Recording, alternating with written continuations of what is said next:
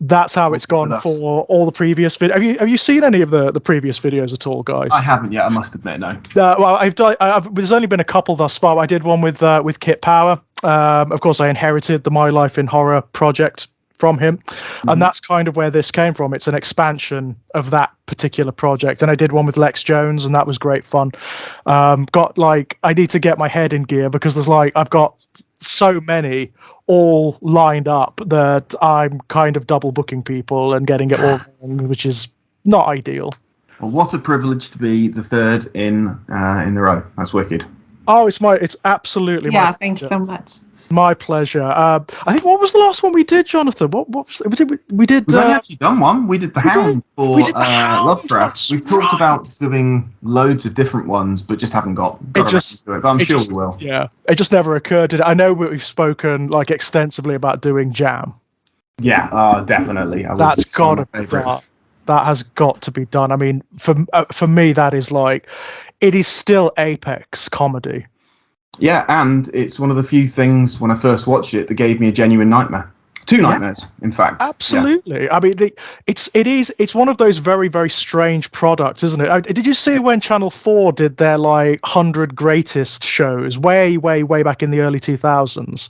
They did a series of 100 greatest comedy moments, 100 greatest scary moments, 100 greatest romantic moments, and so on and so forth, as voted for by the British public. Always going to go right, relying on that. And Jam was one of those very, very strange products that featured on multiple different... scariest and funniest. It got both some of the scariest and some of the funniest. The scariest one was the the red wine, fantastic. I wish I had a glass myself actually, but I don't at the moment. But the sketch that was in the scariest one was the one with the plumber who comes to. I knew you were going to say the pipes. Yeah, you showed that to me. Yeah, that's messed up. It's so. Oh, honestly, I love that show. I love the way it it's that very, very fine line between funny and disturbing. Yeah, and often both at the same time. Yeah, it's absolutely wonderful. Yeah, I love that you're laughing at something that you really feel like you shouldn't be laughing at. Oh, I got way past that. Maybe when I first saw it. A Serbian film's become a comedy these days. Going to hell for this type stuff. Yeah. Well, actually, I mean, that's kind of a good start because really one of the things I love to talk about on this show is influence, influence and inspiration. Where did it begin and what is it about this material that inspires you and that engages your imagination? You want to take this? Because we've got both separate answers, obviously. Yeah, this is going to be really interesting. Not that long ago. For me, my twin sister, I have a twin sister, a younger sister, and an older sister, just all girls in our family. And we were with a babysitter. My parents went out. The babysitter was explicitly told to not show us Pet Sematary. No. Yeah. And she did. What? It must have been. I don't know when it came out on DVD or VHS. I mean, it was. I think it's an 89 or. It came out in 89. Oh, is it? Yeah, but I don't know if we saw it on a VHS or if they played it on television or something. But yeah, she showed it to us, and oh my God! I mean, we were 8 or something or 9. Wow. That's my earliest memory, and I feel like that just cemented, at least my twin sister and I, our interest in dark things. I'm not surprised because as dark things go, that's dark. Yeah, for a child, I know that gave me nightmares. I mean, I love my horror so much, and like you, I saw a lot when I was young. But Pet Sematary, wow. Yeah, it's still creepy when I watch it now. I mean, these days it'd be seen as ableism, I'm sure, making the sister, one of the most terrifying aspects of the movie. But it is undeniable when you're a kid, that nightmarish confrontation with your own mortality and such a a twisted body, Well, despite right, the fact she can't. it's like a human monster. Yeah. Yeah, Yeah, something in a it's form tragic you've and never horrible. seen before. Yeah. It's just the nihilism of that. I mean, it derives from the original story, of course. I mean, King didn't actually publish it for the longest time, did he? Because he wrote it and then put it away in a drawer and said, nah, that's he said it was too dark much. even for him, didn't he? Well, The I world's mean, not ready for this. that's the funny thing about King, isn't it? I mean, like a lot of his horror is the horror of hope. Ultimately, it goes to places. I mean, you read The Shining and whatnot, and it definitely goes to places. But there's always a sort of redemptive element to it. There's something that comes out the other end. Pet Sematary, nothing comes out. It's just filth and Few foulness things and come out, but they nihilism. probably should have stayed put. Yeah, definitely. like the neighbour's ankle. Doesn't the neighbour's ankle come out at one point? Oh, because Gage cuts it with the scalpel. Yeah, that pains me. Yeah, That sequence. That's the one that people always remember.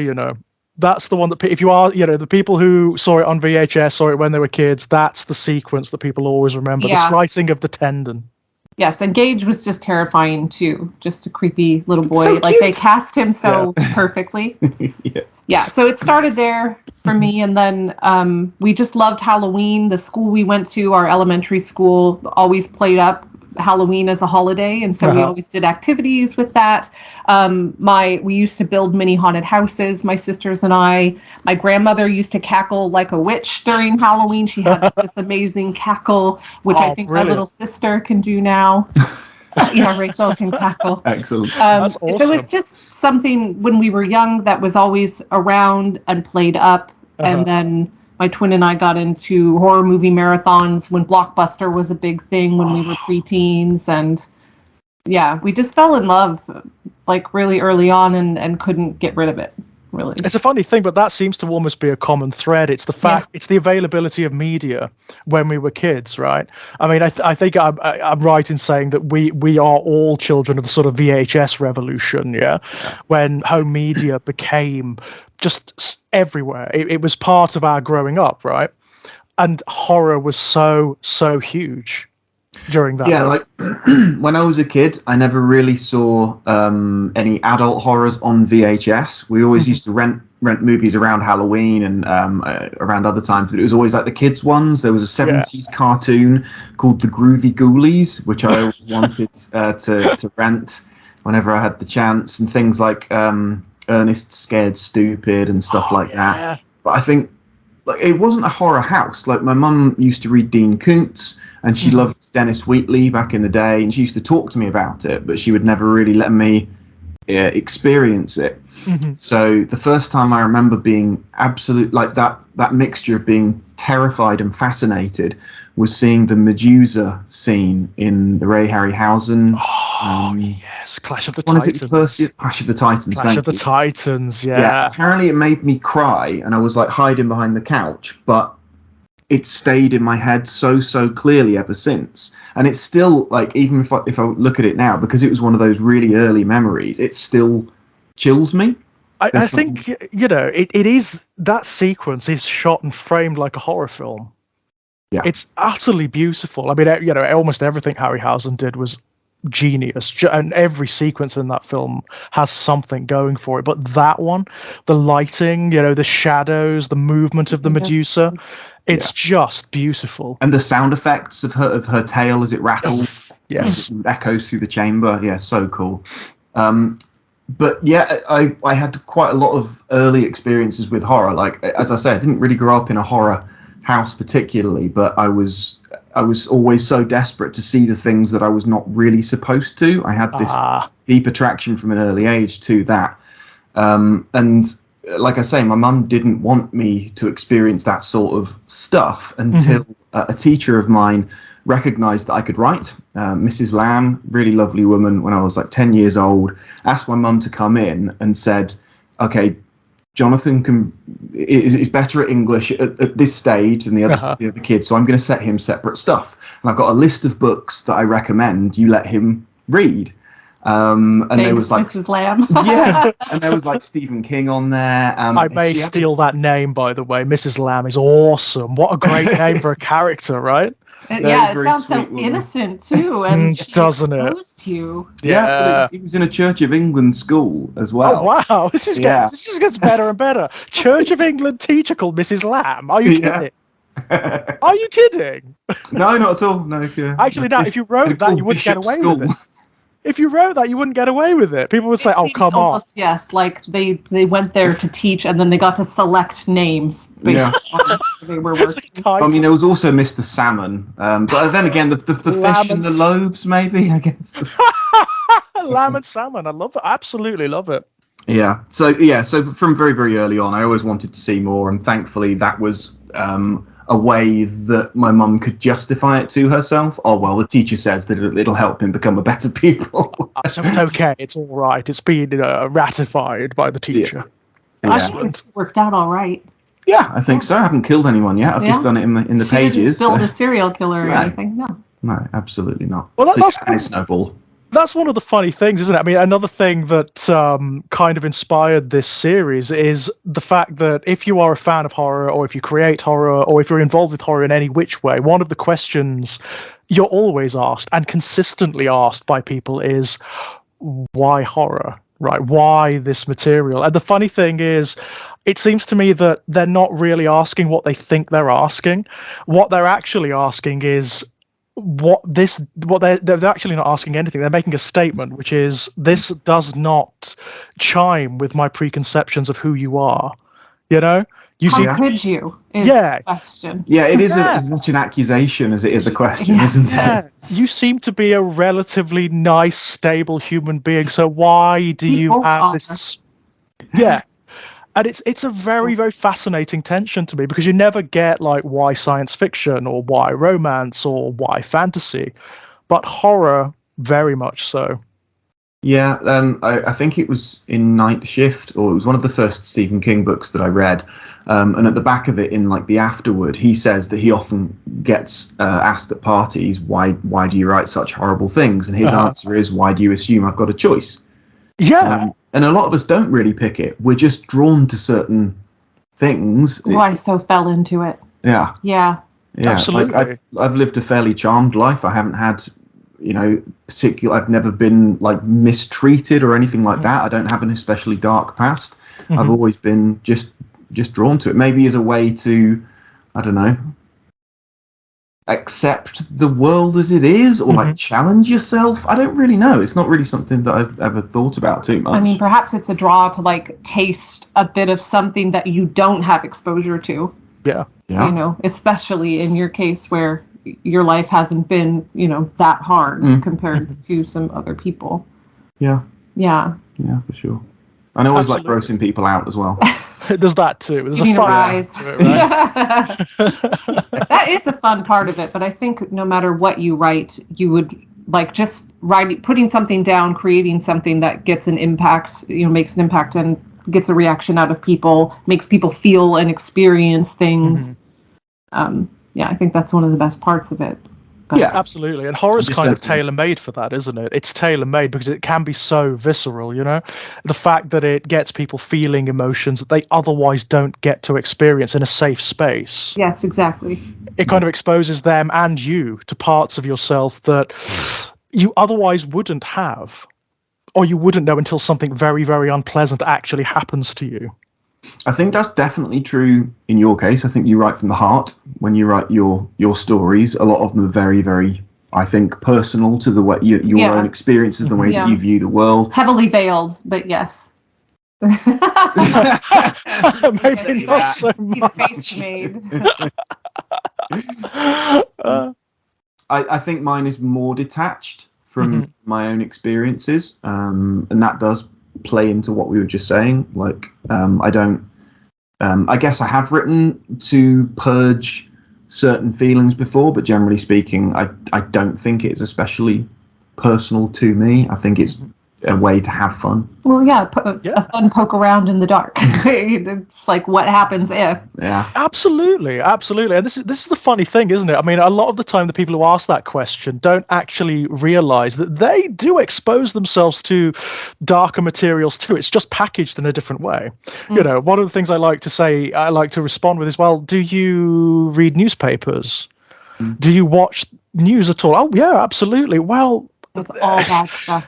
that is way worse. Yeah, That is sensationalism in media. way worse than, Well, especially you because it's know, happening to real people. because it's real, Yeah. right? Exactly that, because it's real. You know? I do wonder if, though, the question why horror is less common these days, because I think over the last 10, 15 years, mainstream media, at least in TV, has got so much darker and more intense than it ever was before. I wonder if it's become more acceptable. Like, we're rewatching Game of Thrones. Michelle's never seen it, so no spoilers. Oh, but like the content that is in that compared to what would have been on TV, even just like a few years before anything. That's an HBO show. Yeah, and I was going to say True Blood, which was also HBO. Yes, of course. Yeah, there's so much. I remember the shift in television when I have moments, I can't say specifically what they were, but I would see something shown and be like, whoa. Yeah. They've never done that before. Like, they can show that now. Yeah. And just that's happened several times over the last, decade and a half. Well, absolutely. I mean, one of the biggest taboos, certainly on UK television, was male nudity. And Game of Thrones obviously just doesn't really care about that very much. It just goes there any which way. It's not exactly balanced. There's a lot more female nudity than there is. Male, we're not quite there yet. No, we're still not quite there yet. I don't know. Men still rule the world, so I don't know if we're going to see a bunch of dong. Yeah, more's the pity, right? More's the pity. Oh well. But we've had a couple of sort of like television revolutions in this country that have allowed for that sort of thing. One of them was Queer as Folk, obviously. Yeah. Which I never properly watched it. I saw the first episode, but at the time I think it was a bit too challenging for me. Now I could perfectly happily watch it, but yeah, that was pretty radical, wasn't it? Channel 4. At the time, it was absolutely revolutionary. I mean, that certainly in the gay community, to see us on screen like that. Like, just being us, just like really by a gay writer, often with gay actors and whatnot, just actually doing what we do, being who we are, was amazing. Yeah, it really was. It really was a moment, I do recall at the time watching an interview with Russell T Davies where he had actually exposed himself to an audience who were critical of it, so he was there to answer questions from people who were maybe a bit sort of moral minded, who maybe sort of like the aftermath of Mary Whitehouse and her crusade, and his answers were fantastic. I mean, he was saying things like with regards to the fairly explicit sex scenes in that show. So he was saying, well, how many of you have done that with your wives or your girlfriends? And all the hands went up, and he went, well, yes, there you are. There you are. Yeah. It's a natural thing. It was a fantastic way of softening those prejudices, and by the end of the interview he kind of had the audience eating out of the palm of his hand. They were very charmed, and you could almost feel that there was a sea change. Yeah. It was really beautiful. I don't think it's a spoiler, but I almost want to say, like, compared to back then, the things that are now loved, like, have you been watching The Last of Us? I haven't yet. I've heard so much about it, but I really do want to get down and watch it at some point.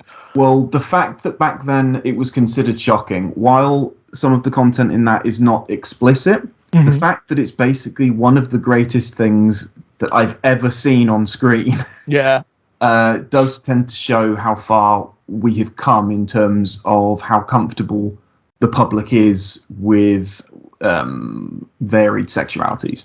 Yeah, without spoilers. And of course also images of horror, right? I mean, not having watched it, but I've heard quite a lot about it, and it is pretty horrific, right? It's a grim show. Yeah, the fungal people are pretty awesome. I mean, there's a lot worse stuff in Game of Thrones from like the mold crew. Old mushroom head. Did you play the video game at all? Oh, it's one of my favourites, if not my favourite. I love the second one as well. I played it as much as I could, and but it really creeped me out, so I actually stopped it.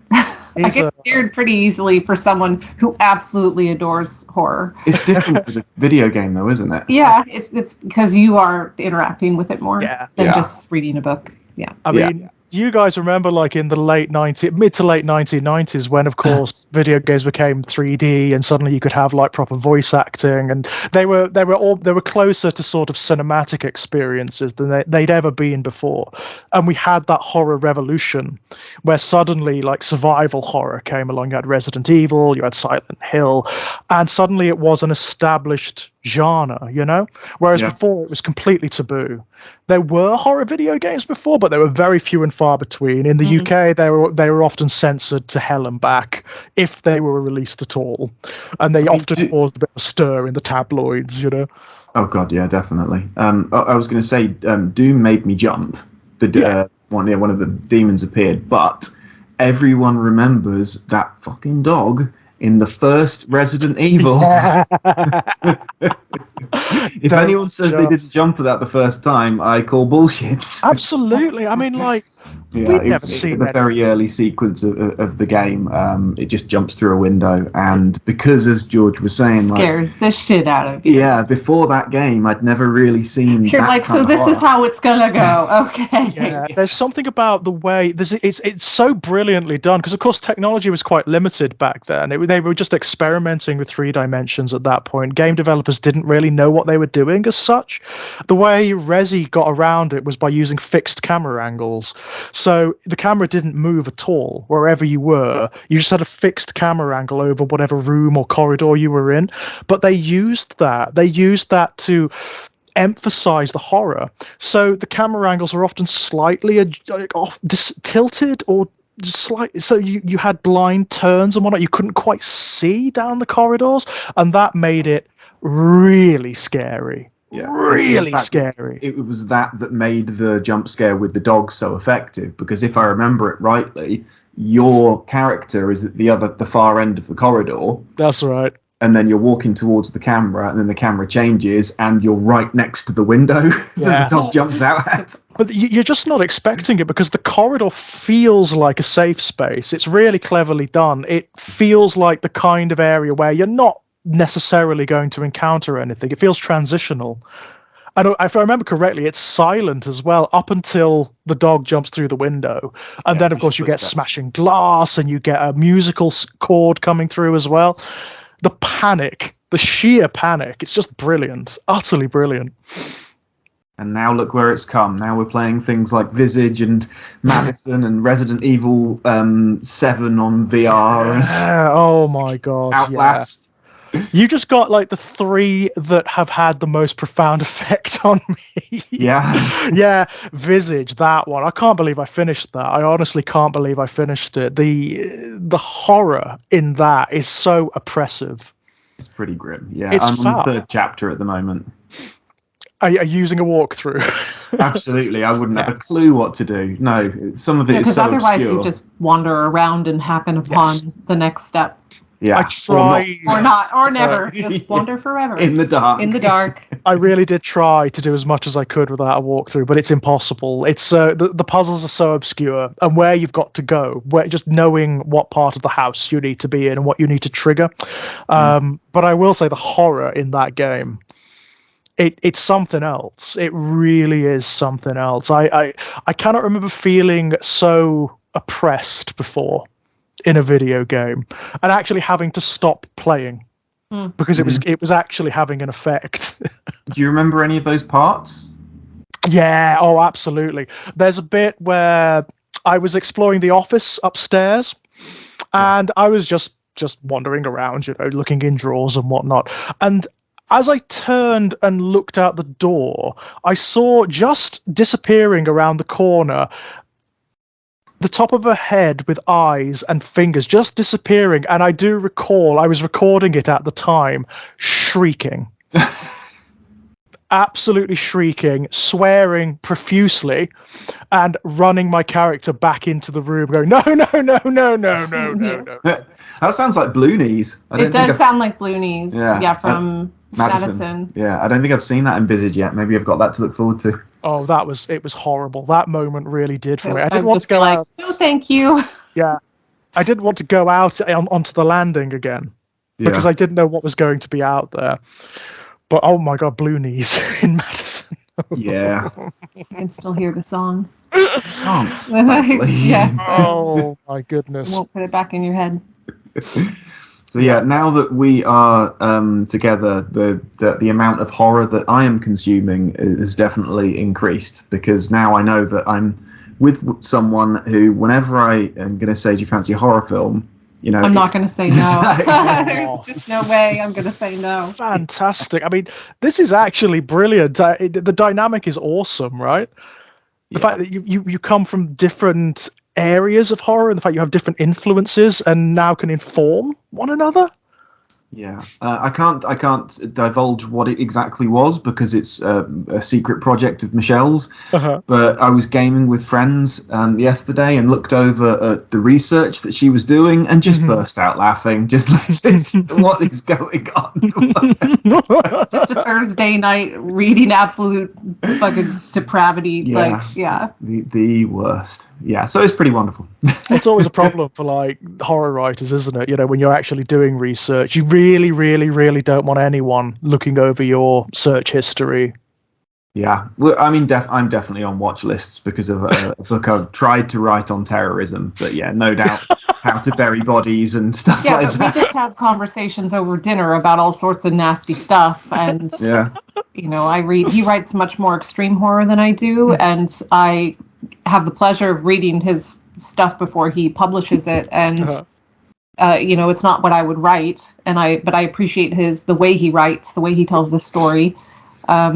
Yeah, but it's been great because his skills are different than mine. I think we have different strengths as far as our writing goes, and like we are working on something together to hopefully like just have an amazing product with like all of the value from both of our. I was going to skill ask, sets. actually. Okay. I was going to ask. I mean, is Oh. there is there something that you guys are collaborating on that it has Spoiler both alert. of you in it? I've had some wine. Spoiler. we weren't going to say, but Michelle just did. Yeah. Well, you can't know at all what it's about. No, No one can know. But yes, there is stuff in our future that will have passed through both of our hands. Let's just say, definitely. That's awesome. Yeah. That I so look forward to reading that. I think you'll Or very whatever much it's going to be. appreciate Michelle's writing. Having read your Strange Playgrounds, Thank you. although they're different, they both have a very literary bent to them. So I think you'll really appreciate Michelle's writing for sure. Oh, I will seek that out then. It's definitely where my interests lie. Old Farmhouses of the North. That would be my recommendation to you. Old Farmhouses of the North. Okie dokie. I will check that out. I'll definitely check I that did. I always accidentally say something like the last farmhouse on the left. out. That's a different thing entirely, right? His brain is destroyed by thriller titles that are all the same. That's like the low rent UK Wes Craven knockoff, right? Yeah, pretty much the Cornish one, the last farmhouse on the left. You know what? It just won't. I don't think it'd be quite the same with with Cornish accents and whatnot. No, maybe not, but I would watch the shit out of it. Yeah, me too. Me too. I must admit, it would have the quality of like one of the Cornetto trilogy, wouldn't it? Yes. But is there anything you've seen recently, guys, or sort of experienced recently that has really gotten your attention? I thought last year was an amazing year for horror movies, so we can certainly talk about that. Speak No Evil.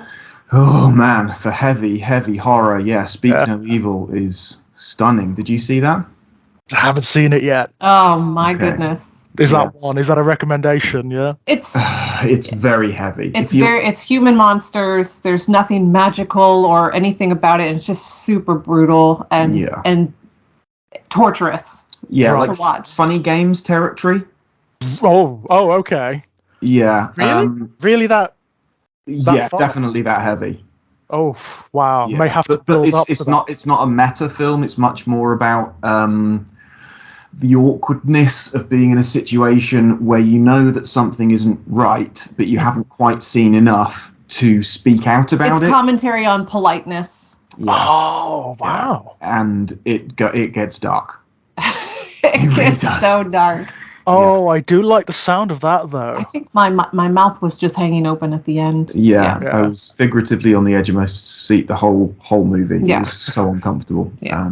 What other good ones were there last year? It was a You brilliant liked year for it. Barbarian? Barbarian I did like, but Smile. You didn't like it as much. That I was my number enjoyed one. it, but it wasn't. I'm still surprised that it's his number one. Yeah, I went to the cinema, and like games shake me up, but movies very rarely do. But Smile absolutely did. It's like, it feels like a Conjuring type movie in some ways, but taken to its absolute darkest and most mean-spirited kind of conclusion. And there are moments in it and it's supernatural, so it's ooky kooky stuff, and I don't believe in any of that. Like, Speak No Evil is far more genuinely terrifying, but there are bits in that film that feel like genuine evil. And I don't believe in evil or any of it, but it's just so malicious and cruel, and the sound design in that film is truly something to behold. Oh, Pearl. Terrifier 2. Terrifier 2. Terrifier, yes, I enjoyed that. I enjoyed that very much. Yeah. But yeah, with Smile, I found it had something that is kind of rare in horror films these days, but it had that sense of dirt about it, of like spiritual grime, where it leaves you feeling soiled for having watched it. Yeah, certainly elements of it, definitely. It's a strange feeling. It's not necessarily a pleasant feeling, but I find myself gravitating towards work that can do that. Yeah, me too, for sure.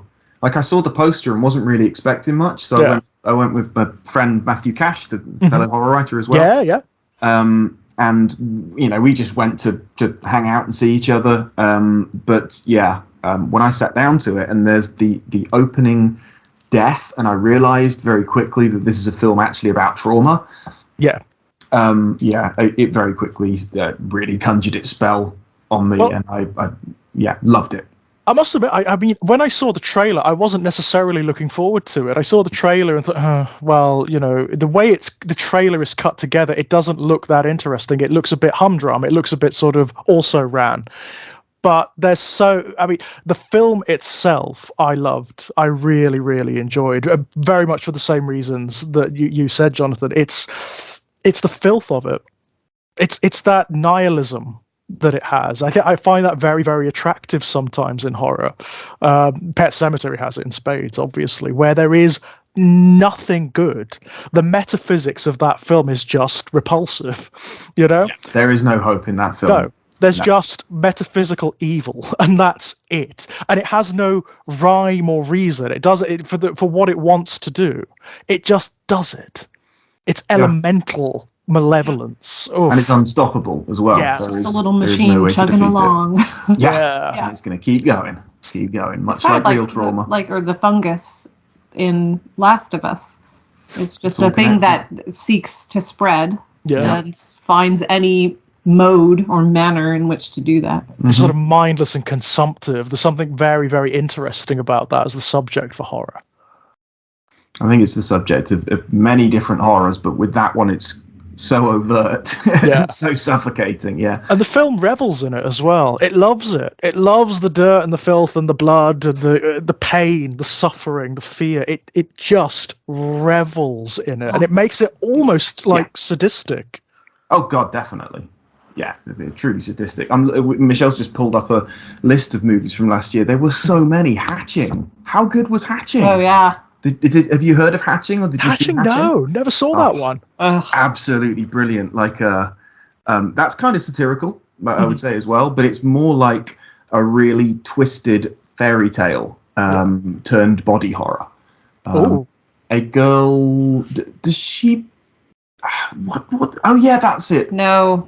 Her mother kills a bird that gets into the house. Yeah. And we can't really spoil it, can we? In the trailer, you see that she protects an egg. Deeply impacts her, and then she feels like she needs to, protect the babies of this thing that was killed by her mother, and it just becomes something.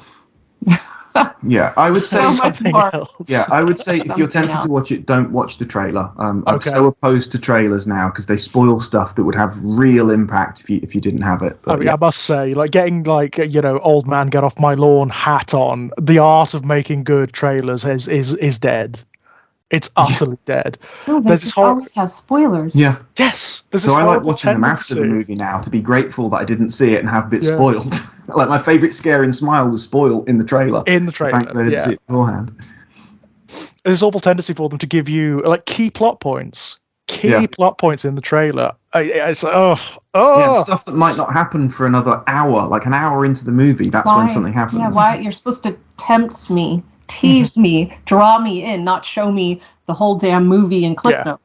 You know, absolutely. That's often what gets other people who are only casual fans to go and see stuff, I suppose. Yeah, they're catering to that audience, for sure.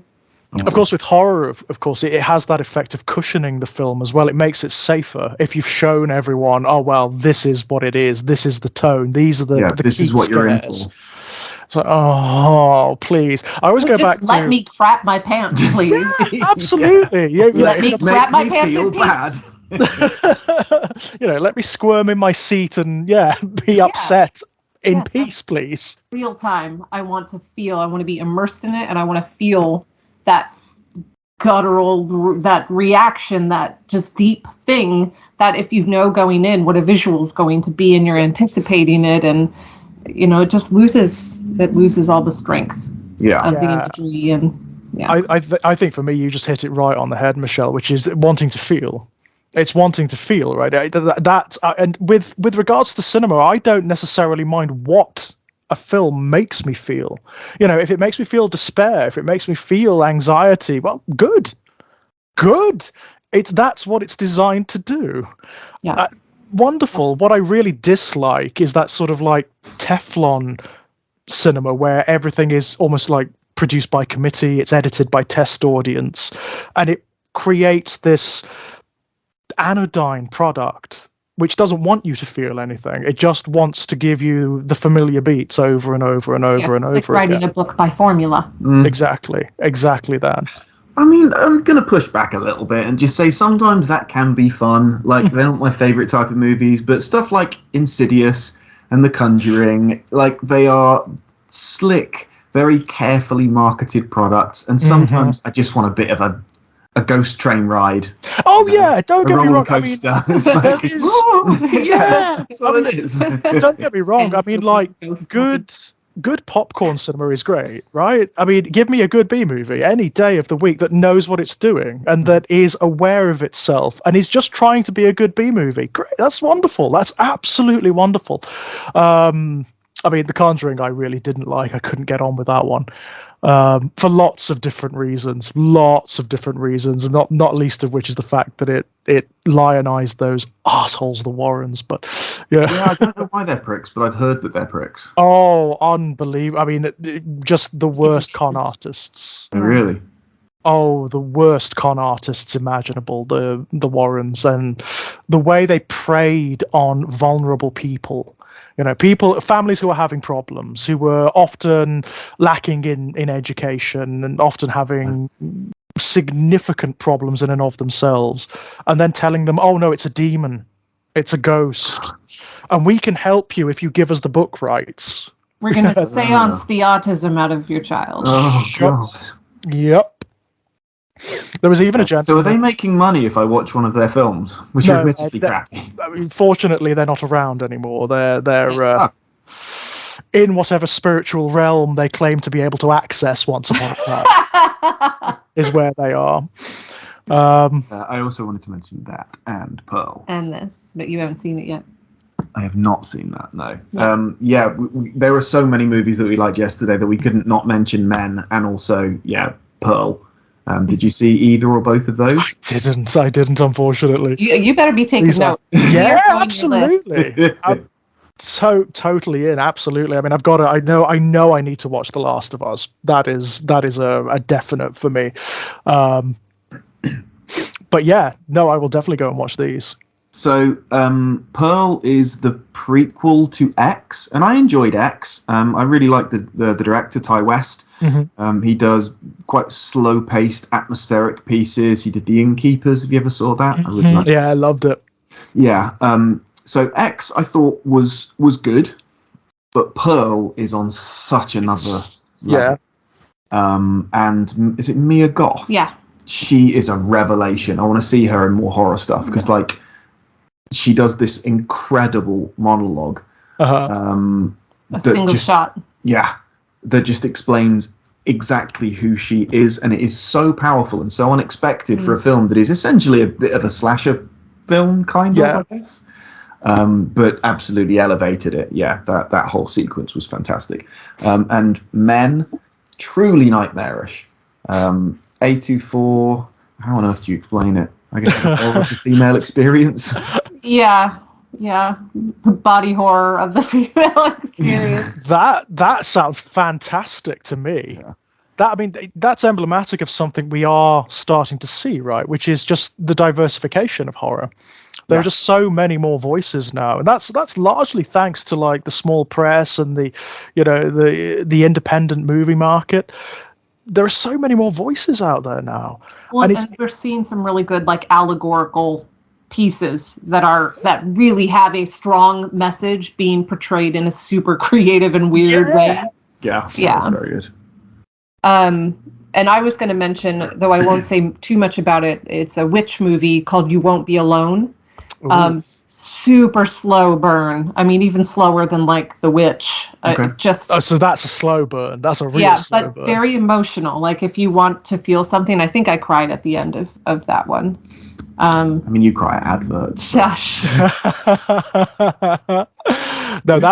for me, that's a massive recommendation. I like my slow burn horror. I really do. So amazing year for horror, and those are some of the top ones that we watch. And and I mean, there's even more we could pick from it, but there's just so many to choose from. But not Nope sucked. So I haven't seen Nope, which is my sister and her guy. They loved it, and I tend to do this thing when I watch movies, just because I'm a writer. Is that I try to find the hidden meaning, what's being said with them not coming out and just saying it. And so I enjoyed it for how I could interpret it, but just as a straight movie, I think it had some really good fun moments, like that guy from The Walking Dead, that actor who played, I think his name was Glenn in The Walking Dead, when he's like that cowboy guy, his character was wonderful. Yeah, I'm being harsh. It didn't suck at all. I think I just didn't get it, and I wasn't in the right mood for it. It felt long and sprawling, and I didn't understand the significance of certain elements that were there that I can't say if you haven't watched it. I won't spoil it, but like The Menu. Loved The Menu. Oh, loved it. Loved it. Desperately wanted a cheeseburger afterwards. Oh, it looked like a good burger, didn't it? Yeah. Craving for burger after that was unbelievable. That's what I'd love to see. Yeah. But that's another really good example. I mean, I went into that almost blind. I didn't really know what it was. I didn't know whether it was going to be a comedy or a horror film or what. And it turns out it's kind of a mixture of lots of different things. Yeah, a little bit of everything. I wasn't expecting it to be as overtly horrific as it gets at points, or as overtly funny. I knew that if they were doing, because the trailer shows that it's going to be both funny and horrific, so I knew what to expect. But the two main actors, Ray Fiennes and I can't remember her name, both of them are the girl from Queen's Gambit. Yeah. I knew that it was going to be a movie that I would absolutely want to see, and I don't know if it'll be one that I return to, but I did thoroughly enjoy it. Deadstream. That's a fun one. Yeah. Deadstream. It was almost perfect. It was fun. If the special effects had been less cheesy, it was tense, hilarious. The main character was just incredible. Yeah. The actor who plays him was so funny, wasn't he? Yeah, it just got a little spoiled by silly effects and stuff. They went too cheesy, but it was very entertaining, and I got creeped out. There were a few pretty creepy moments. I know you did, but yeah, it was too knockabout and silly. It felt like a comedy to me. That was why it didn't creep me out. That was all. And because it wasn't visage. But I feel like the juxtaposition of a scare or something haunting against a backdrop of mostly comedy made it harder and scarier for me to watch, because you relax a little bit and you're like, okay, it's just silly. And then suddenly something terrifying happens, and it's so far like left field, like just you don't expect it, even though you know something's coming, but it didn't have the traditional like warning of like music and things like that. They did a lot of tricking where you think something's going to happen, and then it doesn't, and then it doesn't, and then it does, like it was just so well pulled off for me. Yeah, highly recommended if you want a fun one, definitely. Yeah. It's the oddest thing. A lot of children's cartoons do that exact thing these days. A lot of the cartoons that are created for streaming platforms, like Centaur World, for example, on Netflix, that is insane. It's this bubbly, silly, almost like Warner Brothers Looney Tune kind of comedy cartoon. And then towards the end of the first season, you just get these images of Lovecraftian horror that are jaw-dropping. Absolutely jaw-dropping. You cannot believe that these things are occurring in this previously quite bubbly, silly, funny, really slapsticky cartoon that has musical numbers and like rainbows and whatnot, is primary colored. It's quite incredible. Centaur World. Yeah, it's an odd one. It's really strange. Okay, I'll definitely check that out. It's your mileage may vary because it is very it's very Warner Brothers. It's very Looney Tunes, and it's quite long, that first season. I think it's like 12 episodes. So whether you can Looney Tunes and so you might be all right. I loved that stuff. So you might be all right then. You might be okay. Like the Cartoon Network used to do like an hour of those cartoons, and I'd watch it like at least several times a week. Daffy Duck and Our Bugs American Bunny. Cartoons. Oh yeah, of course. Kind of grew up. And they had genuinely creepy stuff in them as well. I always used to love the creepy episodes of them. I was like some of the dynamics sometimes are really dark. There's some episodes that are really depressing and really strange, Well, so yeah, is it the Daffy Duck one when he's in Nazi Germany, the anti-war one? I think that's Donald Duck. I think that's a Disney one, isn't it? You're mixing your ducks up. I think that's a Disney one. Yeah. I thought I did that last time. Maybe it was me. Okay. I can't remember any depressing ones, I must admit, but I do remember getting excited whenever oh god, what's his name? The guy who speaks like this would sometimes pop up as like a mad scientist or a creepy character in the Bugs Bunny ones. Oh, what's his name? Well, anyway, whenever they did themed episodes where there's something terrifying going on, I always used to get excited. Have you got it there? Oh, Peter Lorre. There we go. Peter Lorre, yes. And actually, Warner Brothers did a fantastic, like, animated version of him as well. Yeah. So that's worth checking out. I'll check out Centaur. Centaur World, yeah. It's very, very peculiar. It's very peculiar. It starts out looking like it's going to be sort of like Avatar: The Last Airbender, that it's going to be like this epic, this sort of mythological epic. Even the animation is designed to make it look like Avatar: The Last Airbender. And then it shifts drastically into this primary colored, all singing, all dancing, rainbows everywhere, silly magic, slapstick Warner Brothers cartoon, and then it shifts again towards the end into an Eldritch Nightmare. Yeah, it is the oddest thing, and the creators clearly have they take a great love in blindsiding their audiences, into leading them into thinking they're watching something which they are very much not. Kind of clever, for a children's cartoon. And after something completely different. Yeah, very much so. Yeah, certainly intriguing. Cool. Okay. But then again, I have noticed that is happening in children's media quite a lot recently. I mean, it's actually all the ADHD. They have to keep them interested by keeping it mixed up. Keeping it mixed up, yeah. But it's like that. Lost their attention. Time to go bring on the Lovecraft. Yeah, bring on the Lovecraft. It's that thing of like infiltrating. Infiltrating the darker media and ideas via something that's ostensibly comedic. I mean, Adventure Time did that beautifully. Beautifully. Again, a show that when you sit down and watch it, it feels like it's just a silly cartoon.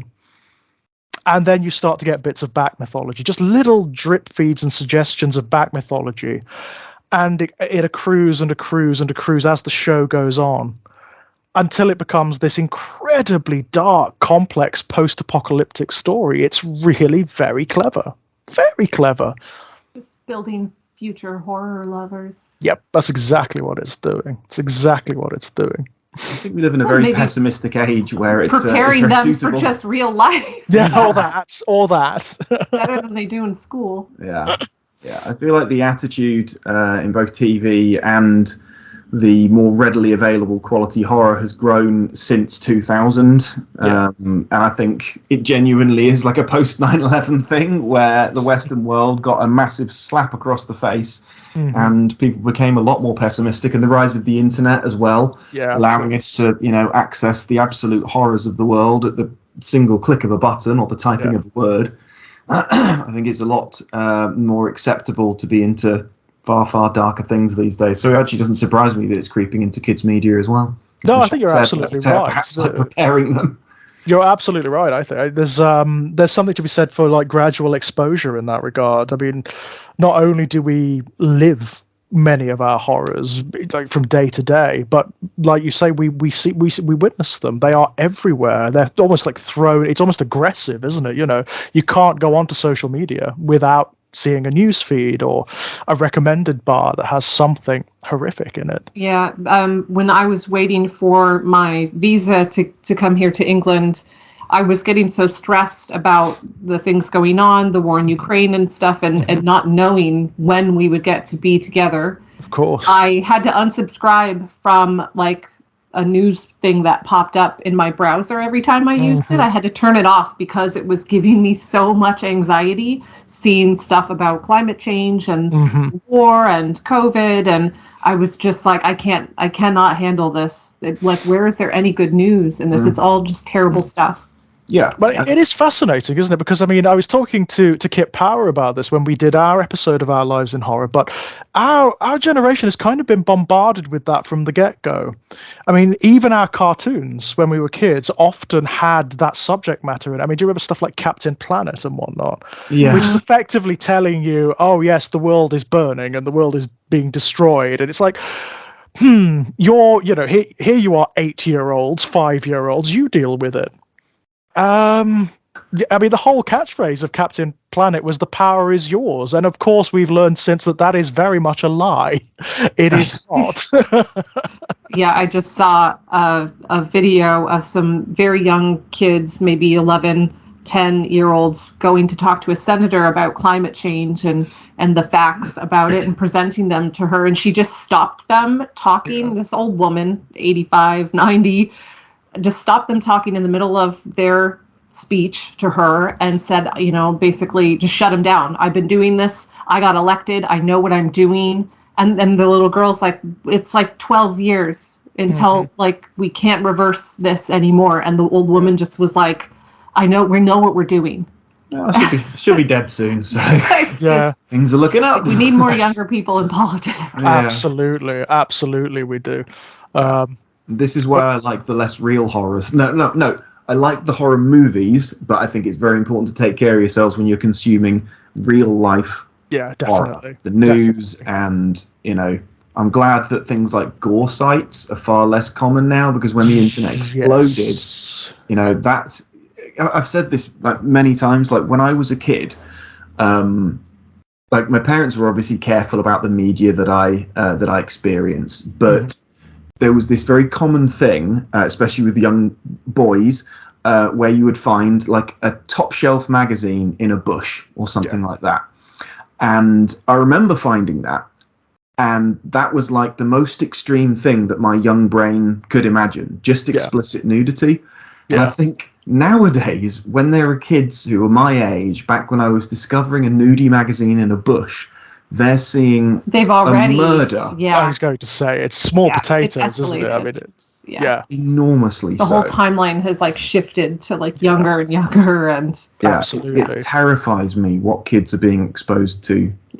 Now, way younger. I mean, they're seeing stuff that I don't really think anyone should revel in at all. No, even adult things that they're seeing, that they can't process that sort of thing now. It's this whole.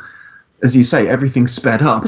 Yeah, and it's not more just intense. it's not just like the visually horrific, like violence and whatnot. It's the pressures as well, isn't it? They're so That's much what I was more gonna say. aware of the things that are happening because of media exposure. They're so much more aware than we ever were. I mean, by comparison, we were totally insulated in our little bubbles, completely unaware of what was going on in the wider world. And it's creating this mass anxiety. The only positive I can see from that is if it becomes action, if it does become activism of some description, which we do need. Don't get me wrong, it's something we desperately need at this point. But it's also having incredible effects on mental health and development, like incredibly negative effects. And then, of course, there's the stuff that you just couldn't help but notice. There's COVID and whatnot, obviously, which you just couldn't help but be exposed to. And that is something we're going to see have incredible effects down the line. Kids who were of school age during the lockdowns, kids who were born in the lockdowns, It's something my friends who are teachers have been talking to me about. They have noticed an incredible difference since going back to work, an incredible difference in levels of anxiety, just general mental health problems. Really? Yeah, it's significant. But that makes me feel a little bit better, though, because I've been having increased anxiety and stuff. Yeah, I think a lot of us as a result of the lockdown and the being apart, or the threat of the pandemic, or maybe a combination of all these. I imagine it's a combination of all of it. And of course, being locked at home, one of the only outlets that they would have had would have been social media, unfortunately. Yeah. Which has probably not helped at all. And of course, you have to bear in mind what was going on politically during that period as well. Yeah. Wasn't going to help at all in this country or in the US. No. Oh dear. We've drifted into away from the entertainment side of horror into the true real life dark heart of it. But it is an interesting thing. I think it's something that horror serves, to be perfectly honest. If you want to look at it in purely functional terms, it is a kind of waking nightmare, isn't it? It allows culture to process these things, on an emotional level, if nothing else.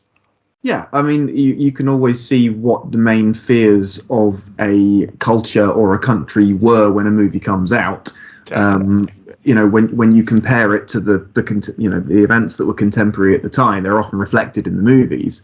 Absolutely. I mean, you look at that stretch of US movies from sort of like the late 1960s right through to the 1980s, and almost every single one of them is a Vietnam film at heart. Almost every single one of them is about Vietnam. It's about the death of the American dream and so on and so forth. It's really fascinating. Yeah, there's I'm going to have to look it up, the name of it. There's a really good movie on Shudder about, is it called Horror Noir, like the history of black horror? Oh, I haven't seen that one. I'm going to have to look that one up. I'm just going to check if I've got the name right, but that really charts, Horror Noir, A History of Black Horror. That really charts the way that cinema from mainly black directors and actors reflected the horrors of history, as well as the things that were happening at the time. Yeah.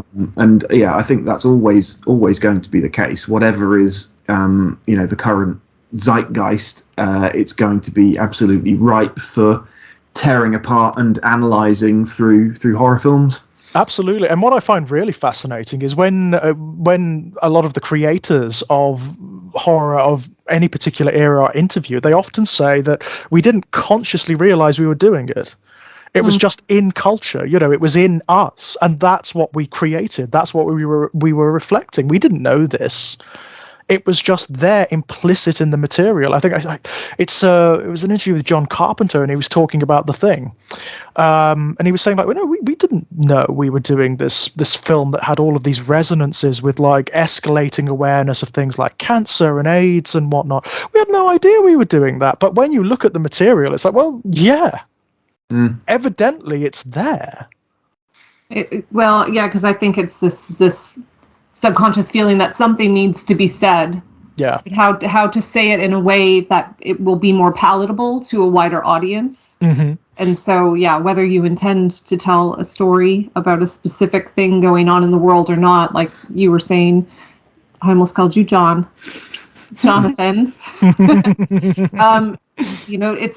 We're all a product of our surroundings and our environment and the experiences that we're having. And so, major events and cultural shifts and struggles that we're going through as humanity on a larger scale are gonna sneak in. There's just no way we can't impart help it, our right? experience and our fears. Oh, definitely. It's always about that. Yeah, it should be anyway.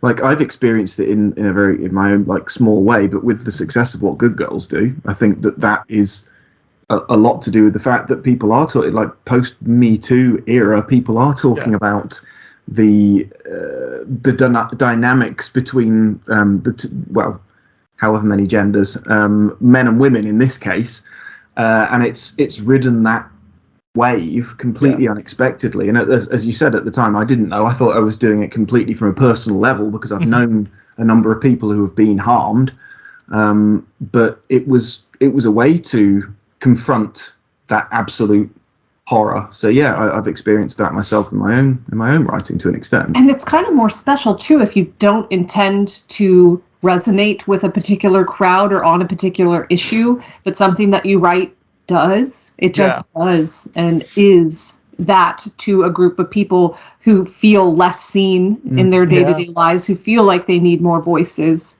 speaking about their experiences. So I think it's kind of cool to stumble upon.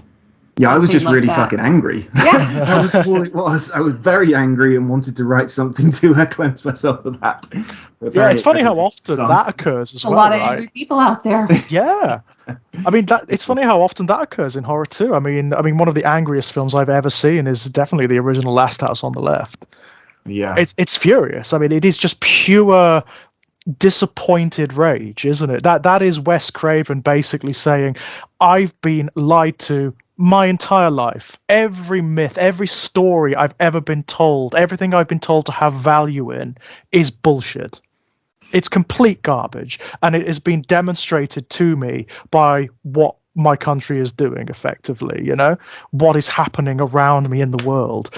And it's so explicit on the screen. I think that's what people are often reacting to with Last House on the Left. I mean, I know that it's a really grimy, violent, unpleasant film, but I think it's more the implication of it that people are reacting to, whether it's conscious or otherwise. It's the fact that it is calling into question standards of decency and taste and whatnot in a culture where violence is just the norm, where you have it on your newsreels all the damn time. Did you know it was supposed to be even more explicit than it was? Really? It was storyboarded to have hardcore levels of explicitness. Wow. I'm glad it didn't, because it's pretty much the only rape revenge film that I would happily watch again. It's not a subgenre that I particularly enjoy, despite having written one myself. No, likewise. But one of the things that I think is so impactful about that film, rather than the broader message, is the fact that the worst elements of the horror are contrasted with like the playful, like Keystone Cops, who are almost like comedy characters, and the oversaturated happiness of the parents making the birthday cake and stuff like that. And then you zap back, as you say. I imagine that was the comparison you were talking about, like being lied to, like the seeing the underbelly and the truth of the situation is so much worse than the lie. Yeah, I mean, even like ostensibly very light, jaunty horror. I mean, I rewatched Poltergeist recently for another podcast that I'm going to be doing. We watched that again recently. One of my favorites. For me, that's an artifact of childhood. I remember like having that on my mom's VHS shelf, and it was always a go-to. It was a case of, let's watch Poltergeist this afternoon. Carol Ann, this house is clear. Yeah, love it. I used to say that all the time when I would close the bookstore at night on the overhead. With our customers in the store, and we loved it. All the stuff. This house is clear. I didn't see it as a kid, so I was pleasantly surprised that when I watch it as an adult, it absolutely deserves its classic status. Yeah, that was your first watch of it when we watched it? I think so. Yeah. Oh, really? So you watched it as an adult? That's brilliant. Yeah. Still resonated, right? Yeah, I remember going to like a kids like party. We used to have like clowns, and the clown was talking to the other kids, saying, "Oh, did you see Poltergeist the other night?" The other kids were like, "Yeah, it was amazing." And, like my mum was at the side of the room, and I looked over and gave her a dirty look because I wasn't allowed. And then lo and behold, a couple of years later, I was allowed to, read Graham Masterton and Clive Barker and stuff. So Yeah. Oh yeah, right. Like, Clive Barker's fine, but not Poltergeist. Right. All right. it was 2 years later, to be fair. Fair enough. But yeah, I mean, I was rewatching it, and it is such a beautiful film. I mean, I find it difficult sort of seeing past the sentiment that I have attached to it, because it is such an artifact of childhood.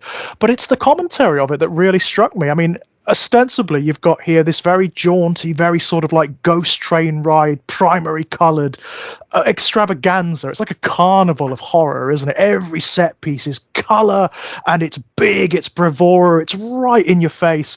But underneath all that, you actually have this commentary about neoliberalism and capitalism and this gothic sensibility of the return of the repressed, right? Yeah, because the graves are completely buried by they're built over, aren't they? That's right. Yeah, the sort of Cuesta Verde. They use the gravestones, but not the But not bodies. the bodies. That's exactly it. There's that great bit at the end where Stephen Freeling grabs the property developer, his boss, and is shrieking at him, "You only move the headstones!" Yeah. It's so good. It's so the performances. Oh God, I just could not get over how much affection the film has for its characters. They're real. There's an element to the dialogue that I was very pleasantly surprised by. It feels completely it's very naturalist. natural.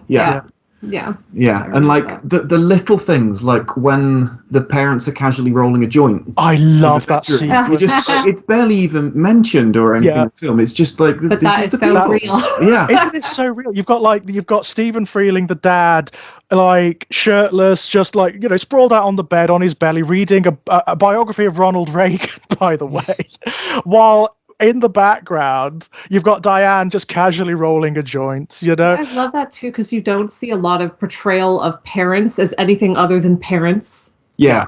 And so it was showing them as real people that separate from their children. Like that was such a nice touch, because then you feel even more for them as well, not just the kids.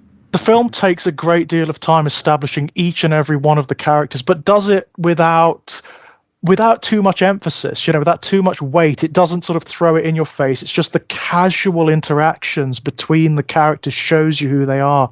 And it's so brilliant. It's so wonderfully written.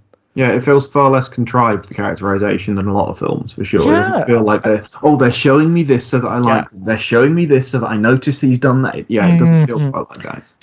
The scene in the kitchen where they're testing the weird fields and scooting along the floor and stuff. I had forgotten that when we watched it again. How excited the mum is. Yeah. Because Stephen's just come home, hasn't he? He's just come home from work, so he's a little bit sort of bedraggled, and he's a little bit, right, whatever's going on. Yeah, just let me. Yeah, just show me. It is wonderful. It is and the naivety of the situation, because it starts out fun, and just builds into something so horrific. And what got me about it? Scene in the pool. Halloween.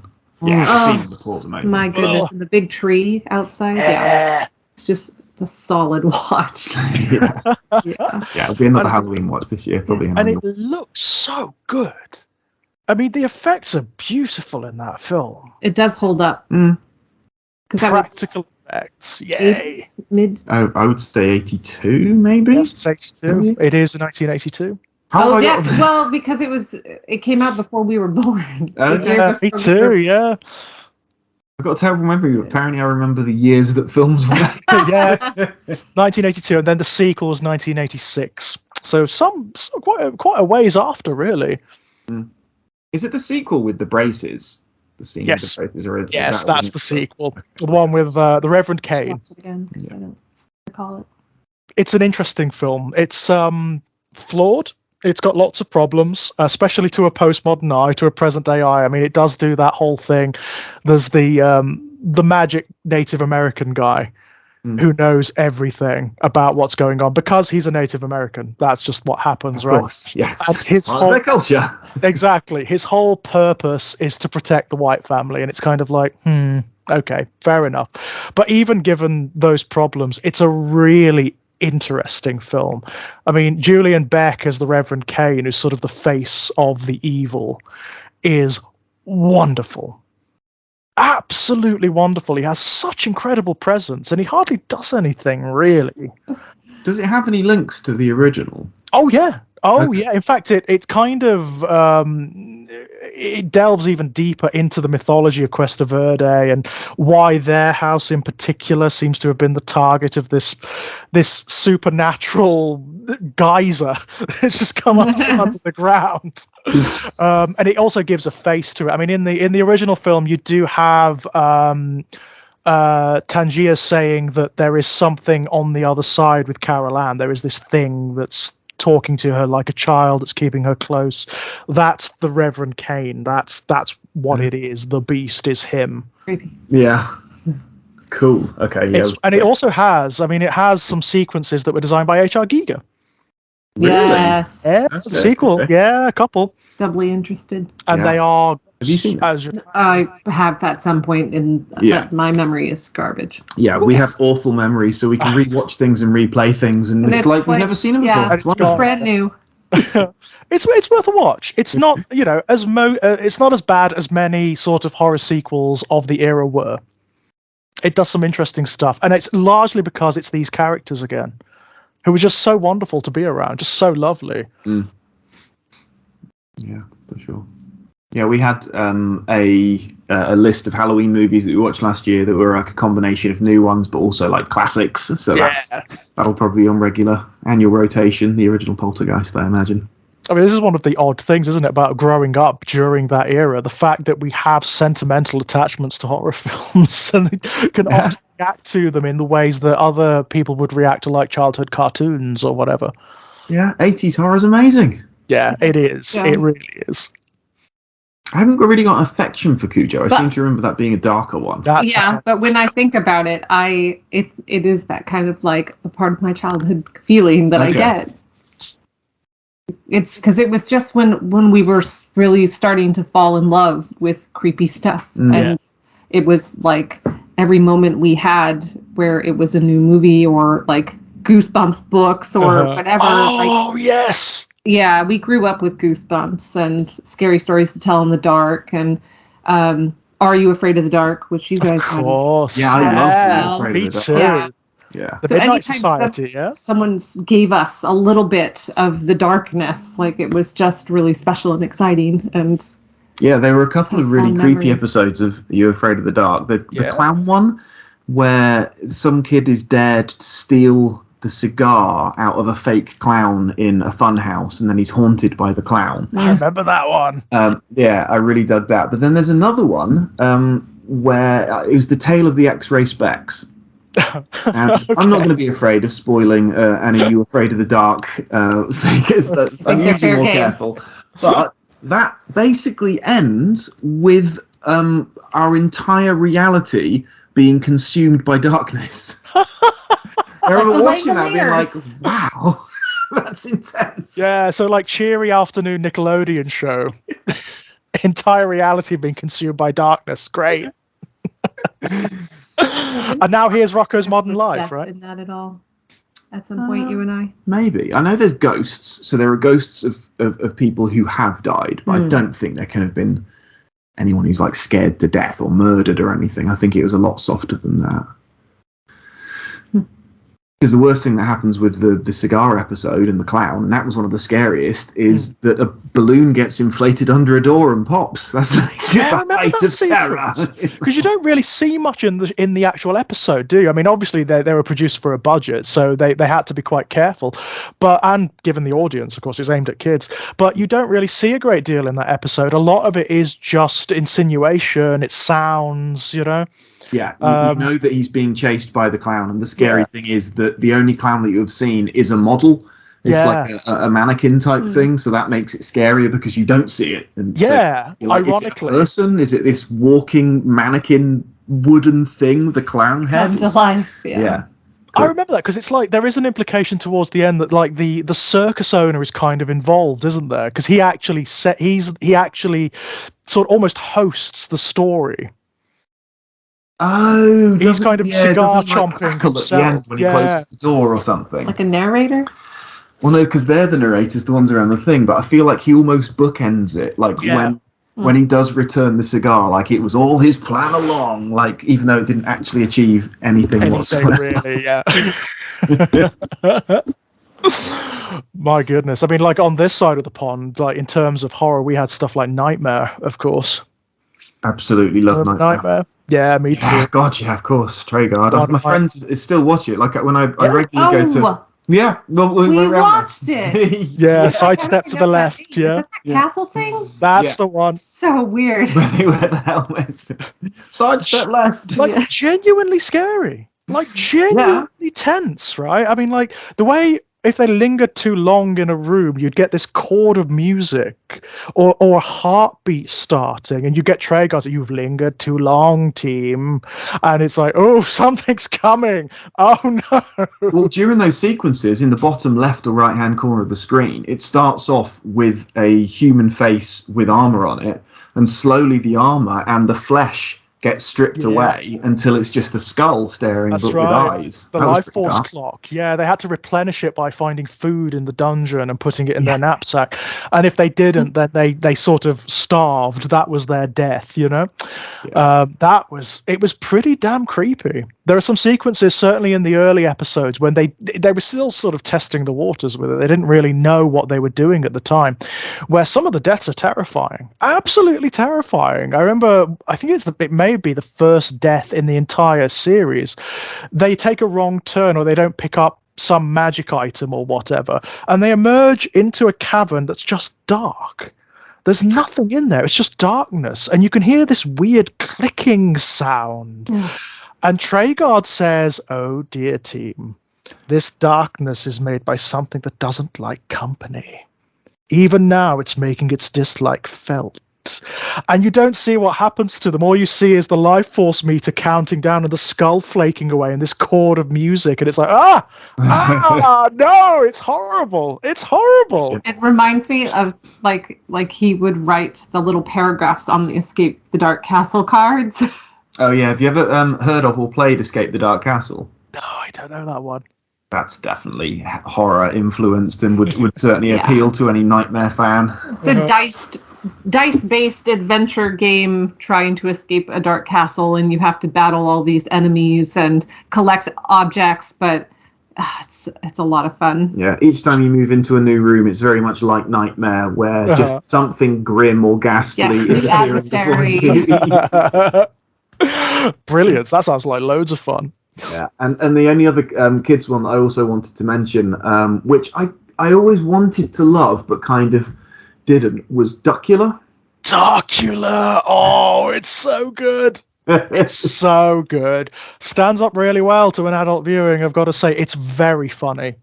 Yeah, I rewatched a bit of it recently, and I think it was less so now. I'd almost built it in my head to be something that it wasn't. But I always kind of felt like it was quite a lonely cartoon. There wasn't anything particularly wacky about it. The music was in the background, but quite often the sounds that you hear are like the lonely whispering of the wind. That's kind of how I remember it. And he never really had any friends. He just had Nanny, who was funny. Yeah. And then Igor, who wants him to genuinely drink blood, and then everyone else wants to kill him. Yeah, there is a very sort of British quality to Duckula in that the lead character is down and out. He's depressed, and he doesn't want to be where he is. He's almost every episode, the basis is Duckula doesn't want to be Count Duckula anymore. Yeah. He wants to go somewhere and be a movie star, or go somewhere and be a rock star, or just not be this anymore. And then you've got Igor trying to pull him back into tradition, of course. No, you're a vampire and you need to be a vampire. This is how you're supposed to act. And being himself, being perpetually defeated. And of course, Duckula's a vegetarian, of course, so he can't drink blood, you know. He's a vegetarian vampire duck. It makes so much sense. Makes perfect sense. Played by David Jason, of course. No, I love Duckula so much. The intro sequence is spectacular. Yeah, I always You preferred played the that for opening me. credits, and the closing credits to the actual cartoon. Yeah. They were what I wanted the cartoon to be. Well, it promises so much. I mean, the intro promises a horror cartoon. Hmm. It's all the tropes, all of the images, all of the classic stuff of gothic horror, and then it's actually really silly and funny Yeah. when you get it. Trapdoor. Trapdoor. Oh, but that is wonderful. That is just flat out wonderful. Yeah, that's pure horror for kids. That one. All it was like bones and bugs and monsters and the guy who bellows down to Bert to bring him food, and he always cooks up these grotesque concoctions for him. Yeah. What I love about it is just clambers out of the trapdoor. It's the invention of it. Like in every single, I mean, the episodes are only like 5-10 minutes long each. They're very, very short. But clearly they were just having a ball with molding things out of plasticine and animating them. Because in every single sequence, the screen is packed full of little worms and bugs and creepy crawlies that are all over the walls and moving. It's wonderful. Absolutely wonderful. And the trapdoor itself is such a great concept. The notion that in this castle where, I mean, the irony of it is nothing down the trapdoor is in any way as scary as him upstairs. No, true. Him upstairs is way scarier. Yeah, so in fact, thinking about it, there were a lot of things that tickled that horror G-spot. And that would have been like preschool as well. I mean, like Trapdoor I think was 1984, so that was the year I was born. Wow. Okay. Yeah. I remember watching it on TV, so it must have still, because I'm 83. Or reruns. Yeah. Yeah. It did run for quite a while. Right. Okay. It did run for quite a while on very young children's TV. Yeah. It was always those horror ones that I dug. That, He-Man, and Thundercats. Likewise. Although whereas Trapdoor stands up to an adult viewing because again it's genuinely funny, and really inventive. Do not watch Thundercats again. Sincerely, don't. You've been warned. Whatever's in your memory, hold on to it because it's better than the show. I just remember hating Schnarf. Yeah, everyone hated that. Was again, it's one of those strange tropes of 1980s children's cartoons, especially ones attached to toy franchises.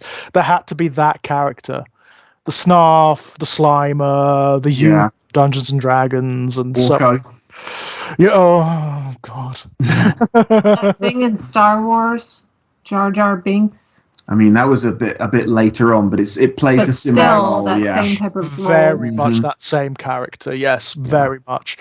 It's almost like they couldn't just tell an earnest story. There had to be like the comedy character just to soften it for children. Well, it's like having a court gesture. Like yeah, but one that isn't funny in this case. That's phenomenally annoying. I think a lot of that is the voice actor. To be fair, the Snarf voice is the most grating thing imaginable. I've thought of one that I like, though, and that's Slimer. Slimer's great. Slimer's actually got a little bit of pathos as well, because they actually do stuff with Slimer. Yeah. Yeah, he's got a role to play, whereas Snarf was just... vomits him. That said, Mum-Ra's great. Mum-Ra's a great villain. Yeah, I remember I had Mum-Ra as a toy. You had to touch a bit of metal to his back, and then his eyes glowed. His eyes lit up. Yes, I remember that. Again, one of those odd cartoon villains from the 1980s who was built up to be incredibly threatening, but actually was just a little bit of a nuisance. Mm-hmm. Very much like Skeletor in He-Man. Yeah, just I don't know. There was one episode in Skeletor when he tries to drown an entire town, which I remember being quite shocking at the time. That's pretty good going for Skeletor, to be honest. Most of the time, he's doing really silly stuff. Yeah. Despite having the capacity to just teleport into the castle and kill them all with his magic. Don't let logic enter into this, James. No, really, it doesn't work. It really doesn't work. Mum-Ra's very much like that. It's like evil plan of the week. And it's always very silly and overly elaborate.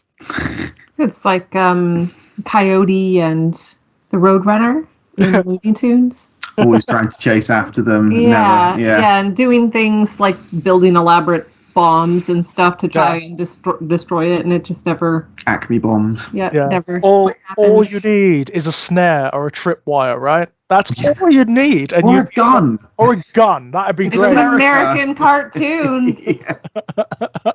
Goodness sake. I remember, like, when I was a kid, there was always a myth floating around, like, the schoolyard, that there was a lost episode where the coyote got the Roadrunner. I feel like I've heard that, actually, yeah. Yeah? Like an urban myth. Yeah. Oh, wouldn't you kill to see that? There's just a reel somewhere or something, and it's like, do not play.